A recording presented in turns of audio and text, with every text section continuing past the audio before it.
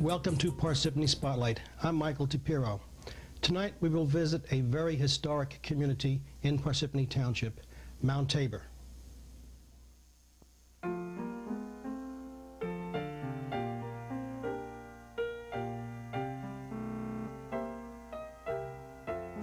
Mount Tabor is a very special community.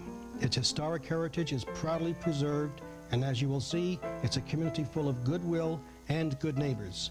We hope you will enjoy visiting Mount Tabor as much as we enjoyed doing the show.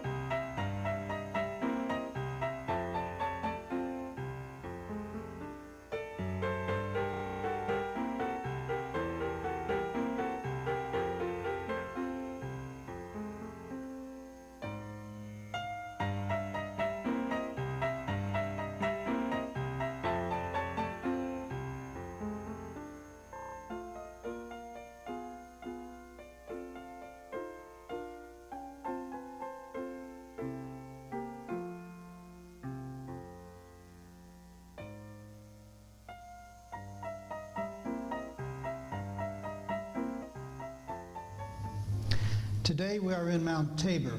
Mount Tabor has a very interesting and unique history in Parsippany, and I am privileged to have with me today Ron Dickerson, Natalie Rowell, and Jack Blanco. Welcome to Parsippany Spotlight. Thank you. Thank you, Mike. Now, your family goes back to the very beginning of Mount Tabor, doesn't it, Ron? A portion of the town that is now Mount Tabor belonged to our family and had since, I guess, the early 1700s. I have a photograph of a home built up on what's now our golf course. Was built in 1759, replacing the family log cabin. But again, in 1868, 1869, that property was sold to the Camp Meeting Association and became part of the parcel we know of Mount Tabor now. Now, the Camp Meeting Association, that's the association of owners of the property. What is the Camp Meeting Association? Basically, the Camp Meeting Association, the corporation that owns the land, which we lease to the people who own the houses on the land. We have of assessments for rents, which pay to keep the community up, pay for the public buildings and parks, etc. And you have officers who are elected by? We have 12 trustees. They're elected for each year term. So this is run really like a town within a town. Yes, it is, absolutely. You have your own government. Yeah. It was, when was it, Jack? The early 1880s, the early 1980s, when the state legislature took this. I believe it was 1980, actually. 1980, yeah. Yeah, it happened at the same time when Ocean Grove, New Jersey lost their municipalities also, because they're both sister communities through a lawsuit. And many of the early 1900s, some even earlier, maybe? Well, much earlier. Most of them were earlier than that. Yeah, the town developed from this area here where the Bethel Tabernacle and the library is out in the outskirts. The home we have is near and our home was built in 1895. So it was probably before 1900. Most of the homes in the town were built. Before 1900. And we're going to take a look at some of those homes later. We'll take a tour of some of those homes, actual natural state, and some of them have been modified somewhat but are still very, very interesting, and so we'll take a look at some of those. Jack, what about some of those homes? What are we going to take a look at today? Well, take a look at is Bud Knutson's home. He is definitely an artist, and he has put a lot of work into the home, and he has treated it as a piece of artwork. So that's not truly authentic anymore, and that he's modified it, but he's made it very, very interesting. That's correct. The home that he bought at the time when he got it at the time, had been like it did originally when it was built. And he did bring back some of the original architectural features to the house, and then also modified it. Okay. What else would Tabor and the uniqueness of Mount Tabor?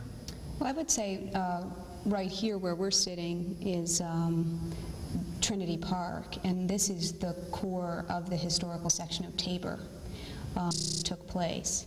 Initially, when they started, it was just for a few weeks in August, and it evolved into basically a summer religious community.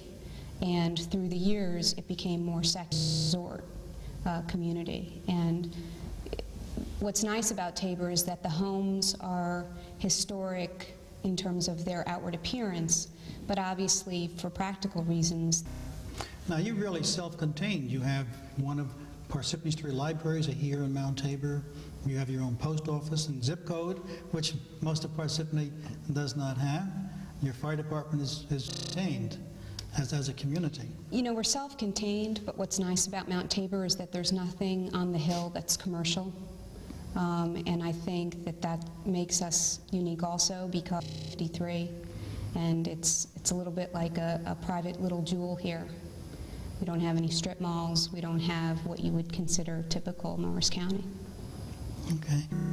My grandfather he died at age 92 in 1963, so he was active in the beginning. My dad was also.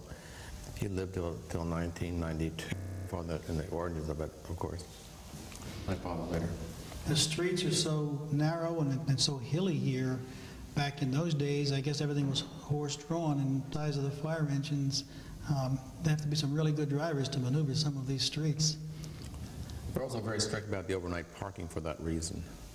So the emergency vehicle can get through the apartment, but there's no overnight parking. And that's interesting, because we're not talking about no parking during snow removal anywhere in the town as a possible ordinance. Bethel home. And we'll take a look at the tabernacle. Right. The tabernacle was actually where the camp meetings. How many people can we hold in there? 300, 400, 500? Original records state that it could house about 800. I think at Children's Day, Yeah. we get up to about that many. Children's Day happens every year, first weekend in August. And it's something that is carried over, and that has also evolved into more secular. Okay, well, tell us about Children's Day, though. I mean, what do we do? Day is just designed to celebrate our children, and everything that goes on is around the children of Tabor. It starts out with a show put on by the king for the king and queen of Tabor. There's the show, 2 parades, there's sporting events. It's basically one big. Well, that's the one thing I do that stands out in Mount Tabor, is that the community is a very close-knit community. You have many activities that... In terms of age, religion, ethnic background, whatever it may be, we have almost everyone here, and we do very well together. Okay, what else can we go see today in Mount Tabor? I think one of the things that you can see and appreciate are our porches. Friends with our neighbors. And when you sit out on your porch, you're just a lot more likely to meet and talk to folks.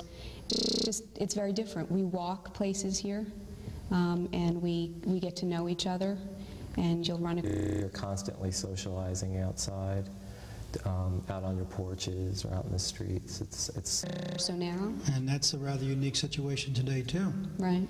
That there are enough neighbors around where it's on. That's great. Now, which homes can we go inside? I know... Portion of my home.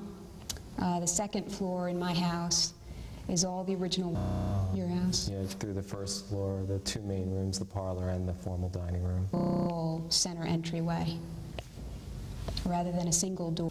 Modernize our houses, but we have to remember these were homes built at porch and made stairway, and our task was to our best to keep it historically accurate, but there had to be some changes that came about in Mount Tabor was around many of the homes were then winterized. There was an effort to make all of Mount Tabor. A resident wanted to change their front door. Yeah, this is true. And In this case was that it was not deemed unique, worth